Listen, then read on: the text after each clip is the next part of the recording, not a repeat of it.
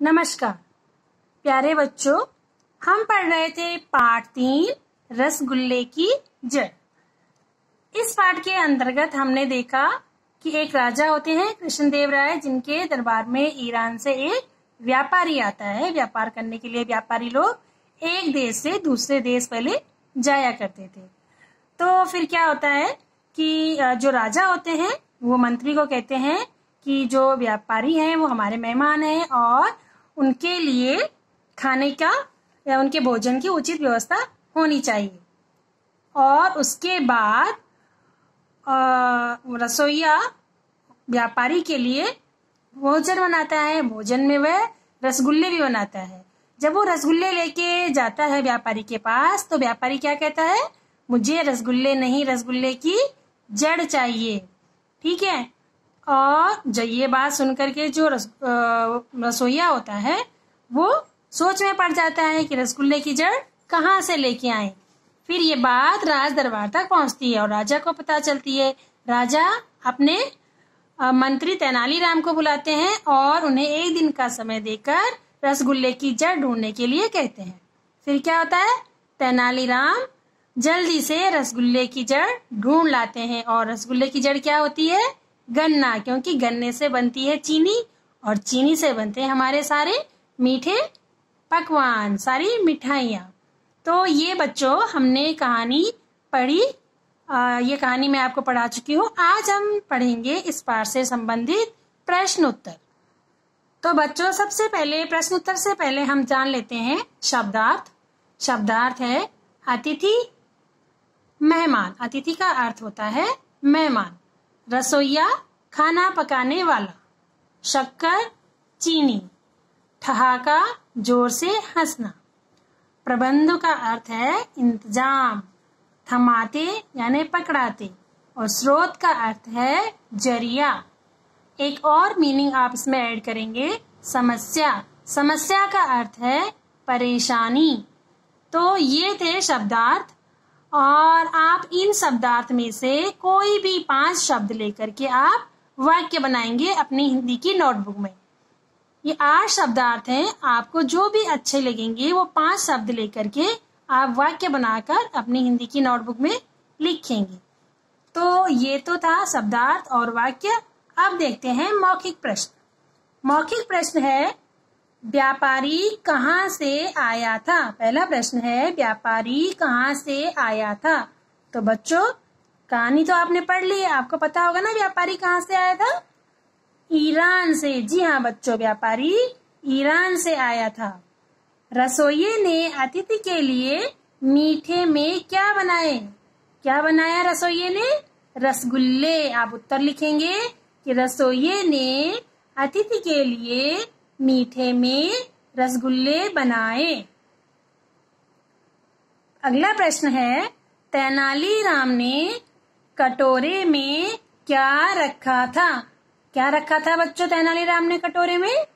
उत्तर है तेनालीराम ने कटोरे में गन्ना रखा था। ठीक है, तेनालीराम ने कटोरी में गन्ना रखा था। तो ये मौखिक प्रश्न हैं, ये भी आपको अपनी नोटबुक में लिखने हैं। उसके बाद है लिखित प्रश्न। लिखित प्रश्न में बच्चों यहाँ पर सही और गलत का निशान लगाना है। जो भी वाक्य आपको सही लगे उसमें सही का निशान लगाएंगे। रसोइये ने मीठे में गुलाब जामुन बनाए। क्या ये सही है, रसोइये ने मीठे में गुलाब जामुन बनाए। क्या बनाए थे, रसगुल्ले बनाए थे। तो ये गलत है। अगला है तेनालीराम ने एक दिन का समय मांगा। क्या ये सही है, बिल्कुल सही है। तेनालीराम कटोरे में शक्कर रखकर लाए। शक्कर रखकर लाए, ये गलत है। कोई भी तेनालीराम की बात से सहमत नहीं था। ये वाक्य भी गलत है। तेनालीराम क्या लेके आए थे, गन्ना लेके आए थे और उनकी बात से सब लोग सहमत भी थे। ठीक है, तो ये लिखित प्रश्न है। अब है इसमें दीर्घ प्रश्न है व्यापारी ने रसोइये से किस चीज की मांग की। उत्तर है व्यापारी ने रसोइये से रसगुल्ले की जड़ की मांग की। क्या कहा व्यापारी ने कि मुझे रसगुल्ले नहीं, रसगुल्ले की जड़ चाहिए। तो अब दूसरा प्रश्न है, तेनालीराम ने रसगुल्ले की जड़ ढूंढने के लिए कितने दिन का समय मांगा?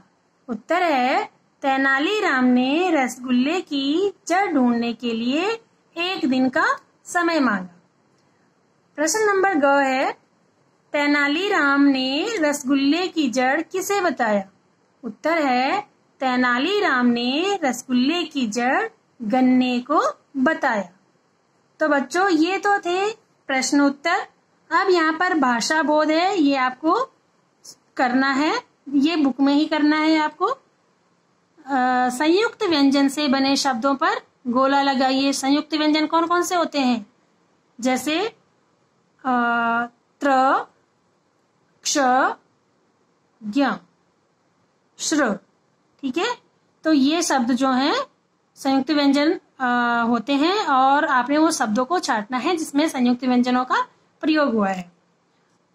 अगला प्रश्न है कि जो शब्द नहीं है उनके नीचे रेखा खींचिए। जो शब्द नहीं है, मैंने शब्द कौन से होते हैं? जिसका कोई अर्थ निकले उसको शब्द कहते हैं। अब ऐसा शब्द ढूंढना है जिसका कोई अर्थ निकले, और जिसका कोई अर्थ नहीं निकल रहा है उसके नीचे अंडरलाइन कर देंगे। जैसे ये है रदबारी। रदबारी क्या होता है? कुछ भी नहीं, तो ये शब्द नहीं है। जरामहा, ये शब्द नहीं है। हसू, ये शब्द नहीं है।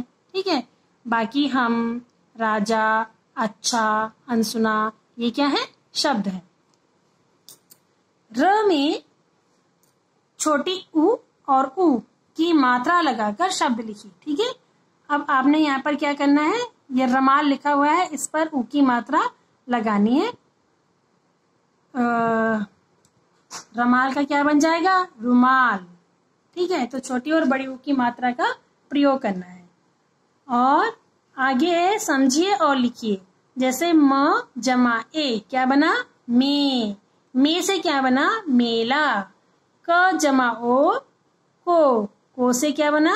कोयल। इसी प्रकार से आपको आगे के शब्दों का भी अभ्यास करना है। प्रश्न नंबर 5 है बच्चों, दी गई वर्ग पहेली में से पाठ में आए 5 सर्वनाम ढूंढिए और उनके प्रयोग से वाक्य बनाइए। ये वर्ग पहेली है, इसमें से आपने सर्वनाम शब्द ढूंढने हैं। जैसे तुम, मुझे, उसके, वह या उसका। ठीक है, तो यहाँ पर आपने उन्हें ढूंढना है और उसके बाद आपको वाक्य बनाने हैं। किताब में ही आपको वाक्य बनाने हैं। और आप जो तेनालीराम के अनुसार सभी मिठाइयों की जड़ गन्ना है। आप जो रोटी खाते हैं उसकी भी कोई जड़ होगी। सोचकर 2-3 वाक्य लिखिए। ये आपका है कल्पना करनी है आपने कि जो हम रोटी खाते हैं तो ये रोटी की जड़ क्या है, किस चीज से बनती है, कहाँ से आती है, उसके बारे में आपने 3 वाक्य लिखने हैं अपनी किताब में ही। तो बच्चों, इसी के साथ आपका ये पाठ पूरा हुआ और एक नए पाठ के साथ फिर दूसरी वीडियो में आपके सम्मुख उपस्थित होंगी। तब तक के लिए धन्यवाद।